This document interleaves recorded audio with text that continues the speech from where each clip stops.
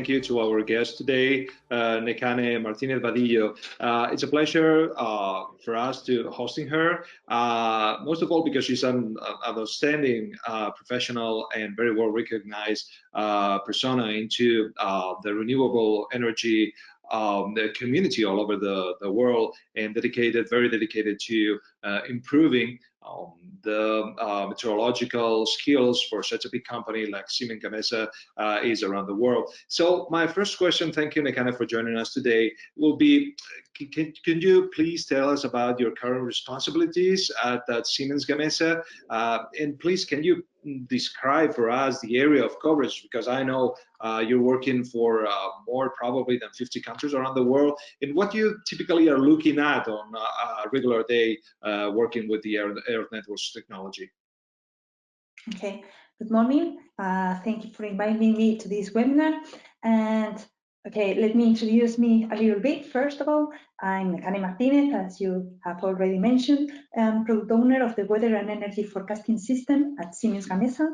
And of course, I have a degree in meteorology, and all my professional career has been related to weather forecast.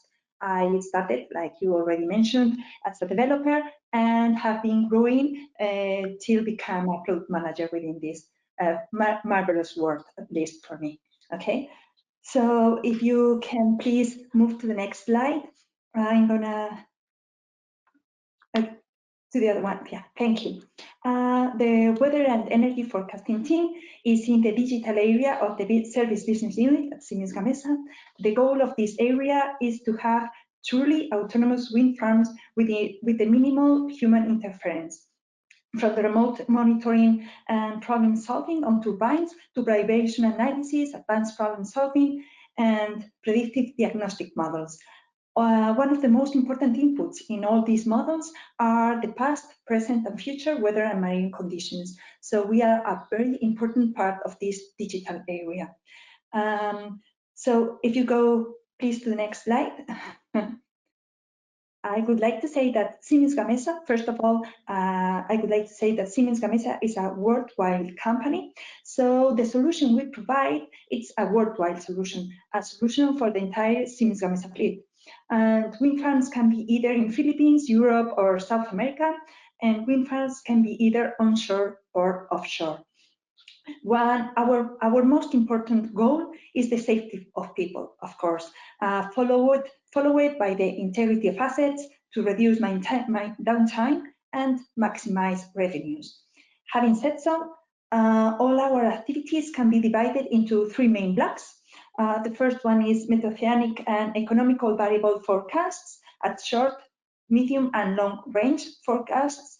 And these forecasts help us to manage cost risks, manage supply chain and material planning, increase security in maintenance tasks, and better planning and resource utilization. Okay, the lightning detection system receives from you guys, from Earth Networks, real worldwide and real-time lightning strikes data and looks for all possibly affected wind turbines. A clear benefit is the early detection of damages in blades, and we can find a lot of use cases. And let me give you just a couple of examples. As you all know, there are places in the world with a really high lightning density, and since the system stores all data that receives, we are able to perform reports regarding how many damages are covered by the lightning protection system efficiency, giving our colleagues in the regions a technical support with dealing with customer claims. Another example is a procedure that has been integrated in the remote operation and has turned out a real value, improving the wind farm performance and ensuring the asset's integrity. This procedure I'm talking about is the preventive stop and restart of wind turbines. Wind turbines are stopped when an electrical thunderstorm is approaching a wind farm, and they are restarted again once the thunderstorm has gone away and no wind turbines have been affected. Related to severe weather warnings, we keep track of all those hurricanes, typhoons, floods, or deep lows, whatever weather conditions that may affect any asset on the company. So we have also integrated a procedure in the remote operation to stop and restart wind turbines before and after that severe weather warning, that severe weather event happens. And this has also improved a lot the performance of the wind farms and ensured the assets integrity. As I said, we are part of the digital area of the service business unit, so we are trying to automatize all our processes. But people in the regions are not that are more concerned about having a place where to see how their wind farm or its wind farm is going to be affected, and that's why we have spheric maps, and people in the regions are completely using that in their everyday working. This website. Okay, so we have two ways of using your data, guys. The first one is here at the Weather and Energy Forecasting department. We use it to automatize all our processes because we have this goal in which wind farms have to be autonomous. But people in the regions are using continuously spheric maps to find out where they can, when and how they can work in the wind farms. And the third main activity we have in the department are the consultancy services, reanalysis data. We have 30 years of weather and marine historical data, and these data are highly demanded. They are being used for input for site enrichment apps that are being developed in the company for the blade finding prediction models, and it also enables to give more precise pricings to the blade integrity management deals. So as you can see, the weather and energy forecasting data is being used through all the business cases in the company. And that's all I wanted to talk and say about us. Thank you, Earth Networks, because you guys are helping us a lot with all these severe weather warnings and lightning detection system that we have implemented in our company. Thank you. Thank you very much, Nekane. It's super interesting what you've shared with us in your presentation, and we're very proud of providing you this state-of-the-art solution, global, as you mentioned. But I got a couple of questions for the audience here, and just for the sake of clarity. So, can you explain us briefly which kind of alerts do you work with? I mean, are you able to create radios or polygon, including wind farm or a single wind turbine? And do you use often the all clear the alert system, which means that the storm has passed away and it's safe to resume the activity? Can you tell us a little bit more about the kind of alerts you are using through Earth Networks technology? Okay, there are two ways in which we use your alerts. The first one is people at the regions create their own alerts and criteria. They create polygons around their wind turbines or wind farms they are interested in, and they have cautious radios and then alert radios. Whenever there is thunderstorm activity approaching a wind farm, and that thunderstorm activity approaches or reaches the warning area, people are told to stop activities. And whenever the thunderstorm activity, the severe thunderstorm activity reaches the alert area, people are evacuated from the wind farm. No matter what you are doing, no matter what you do, you have to leave the wind farm. Okay, that's how the people at the regions are using the alerts criteria to make sure they are safe. They are working under safe conditions. But at the same time, we in the meteorology department are using not the data coming from spheric map, but from the app, the real-time data we are receiving. So we are sending signals to Advice to Site, which is the centralized platform in which we are indicating the remote control center to perform actions. So we detect that there is lining activity or lining activity in the surroundings of the wind farm. So we create a case in advice to site. Advice to site then automatically sends the information to the remote control center that will stop the wind turbines. And they will stop the wind turbines till we detect there is no lining activity for 15 minutes or 10 minutes, depending on the wind farm. Okay, because we don't want to stop as much.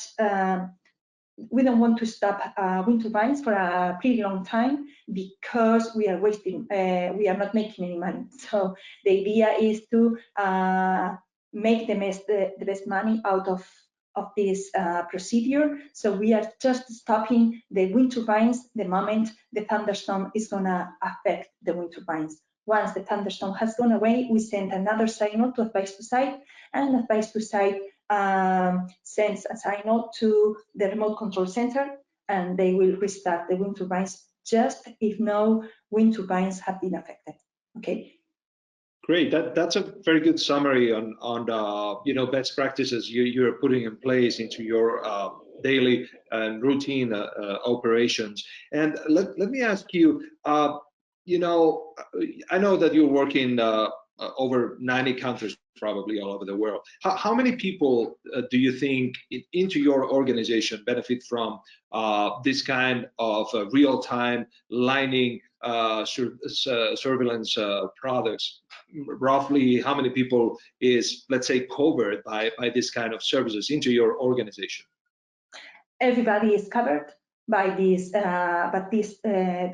service, because you guys have a worldwide coverage, so we are all covered, and we are saying that maybe around 400 people, 400 supervisors are using this data. They are using spheric maps in a daily basis. I got two very last questions. The first one will be, how are you using the historical data you mentioned? I mean, is it something data set that you're using for planning new wind farms all over the world? That will be the first question. And the second question, I'm a little bit curious about specifically the alerts you're creating for your on-field teams. How many kilometers is the radius you're typically using for sending an alert to your on-field, on-ground operations team? Okay. Okay, first of all, I'm going to answer about the historical data. We are using that historical data for a lot of purposes. This data gives you an idea of the climatology, which is the expected weather based on what has happened during the last years. So that gives you a broad idea about how it's going to be the future weather conditions in one place. Okay, we are forecasting, as I say, we have short, medium, and long range forecasts, but these long range forecasts are 3 months ahead forecasts. So at least in our case. So what we are using this historical data, these 30 years of historical data, is for creating a worldwide climatology, which is the best forecast we can make for very long-term projects. For construction purposes, for example, that will the climatology together with these long-range forecasts will tell you how far from the climatology the following months will be. So yeah, we are using for forecasting purposes, for helping construction and long-term projects, colleagues, and also for all these, for helping also the site enrichment tool, which is the tool we use for future projects, and also for all these consultancy services our colleagues are asking us related to how much windier this year is being from the past ones, or how much different from the average temperature this year is going to be is being in Turkey or whatever place. Okay, so we are using that data for a lot of use cases. It's incredible the number of use cases we can use in that. And related to the radius we are using for the different warming areas, I have to tell you that it depends on the regions.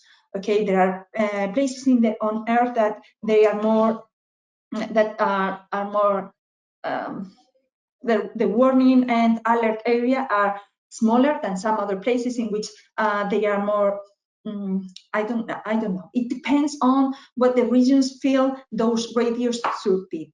And regarding the preventive stop and restart of wind turbines, which is the radio in which we consider a certain wind turbine has been damaged or not, it has to be agreed with the client, because it's something we are we have to be aligned with the client, because we are stopping the wind turbines, and we are restarting the wind turbines. So the customer has to be confident with the criteria we are following. So it depends on the customer and the region of the world we are talking about. So I cannot give you a right number for any of these things. Yeah, but it's very clear that depends on the region and the client you're working with. For the final client, you're managing the wind farm you're working at. Okay, but it's clear. Yeah. Okay, Nekane, that's all from my side. So I really thank you, your time and your very precise description on how you work and how you deal with lining information and the Earth Network's products, services, and technology. And thank you very much for joining us today.